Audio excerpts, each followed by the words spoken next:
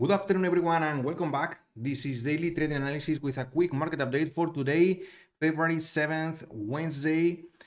Well, today we don't have any big economic data, but we have a big move. And this is the 30-minute chart on the Nasdaq. And since last week, I've been watching this order block that is in light blue here, for which we've been bouncing one and now two times. And this has shown a lot of accumulation that now we know it's moving higher. So we've been leaving behind a lot of sell side liquidity down here.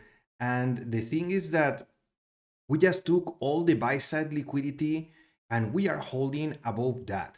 Big move today that I was not expecting. I could have capitalized more on it, but it's always good to finish the day quite in the green. So let me show you how I understood the pre-market activity, because sometimes your setup is just not appearing. It's not an A+ setup, but it's a B-, B+ that with risk management can give you a lot of opportunity and a lot of profits. So my first trade, well, first we tried to go higher on the overnight and we tried to go lower, and we were just in the middle when I saw this spike to the upside. So I was basically watching this and I saw this first spike higher into this inverse fair value gap. So basically, sometimes I would have preferred that this liquidity was taken, but that didn't happen. And this is why this is not an A+ setup. But as long as the inverse fair value gap got run through and I have the liquidity up here, why that liquidity? Well, look at these equals highs up here, way in pre-market, way earlier. And I think that was a clear target for a lot of people. But more than that, yesterday's high was also quite visual, and that was my target. I didn't think this move was to only stop here. So I was watching for this liquidity, buy side liquidity, and basically I managed my risk not for the fair value gap that was created here, but basically for the inverse. That's why my stop was right here in this low, in these weeks. I entered here and my target was this yesterday high. And oh boy, that was 33, a 6 risk reward ratio for 33 points, starting the day with a lot of a caution. And it continued higher and higher and higher until we took basically all that was yesterday's pre-market activity that we didn't take in here. That was key to really understand the entire move. But you don't have, listen to me, you don't have to capitalize on this move. This move is basically 125 points and I only took 33. That's $600. You don't need to capitalize on every move and the entire move. You just want a little bit of a piece of that move in order for be quite successful.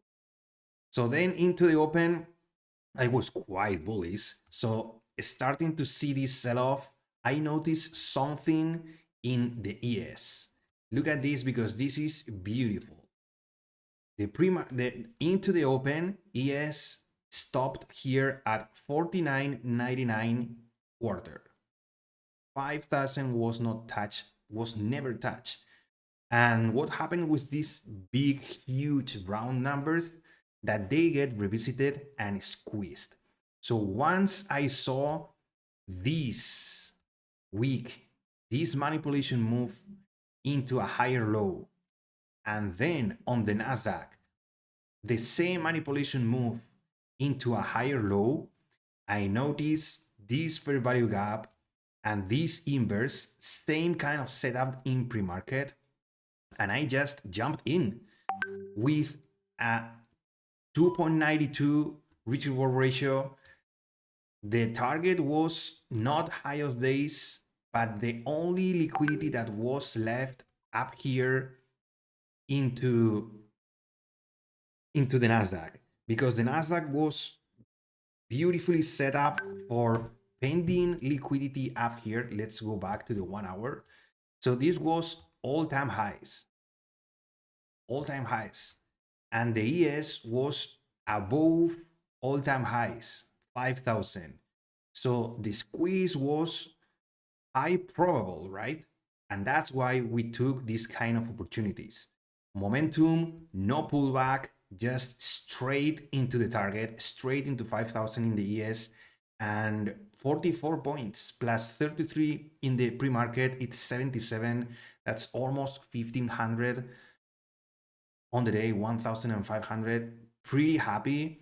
And it continued higher and higher and higher. And now we are struggling to hold these all-time highs in both Nasdaq and ES.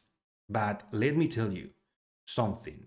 Let's check the ES. Nasdaq is all-time highs, but the ES still has ways to go and potential to the upside, because this red inverse fair value gap was a bearish fair value gap that this is the first time that we crossed above. We didn't do it here, and we accumulated here, and now we are crossing. If today we close above this fair value gap and we don't take this liquidity, all-time highs liquidity, we are going to do it tomorrow. If today continues like this, don't short ES. Don't short all-time highs on ES, because this is high probable trade that we are going straight to 5,028 all-time highs buy side liquidity. This is the first time above this red fair value gap. It's still a high probable, and it opened above that and it squeezed. It wants to go higher. First move, accumulation. Second move, into this liquidity. So I'm still bullish. I'm not going to continue trading today. I'm gonna call it for the day. Quite happy with my trading, but today is a day in which a lot of shorts were squeezed. Why? We don't have economic data. We don't have earnings. There's a lot of speculation with a ceasefire on the Israel-Hamas war, and I think some of those news got leaked down here at this area in pre-market, and then a lot of news, and also Netanyahu is expected to do a press conference in, I think it's in 2 hours, something like that. So expect the unexpected. This war has a lot of confluence with crude oil, with logistic chains. If the ceasefires happens, we are going to continue squeezing. If Netanyahu rejects Hamas threat, be careful. But there's no fundamental news on the economic side. It's just Israel-Hamas war on the table. So be really careful. Anything can happen with this, with both sides, Israel, Hamas, Iran, US.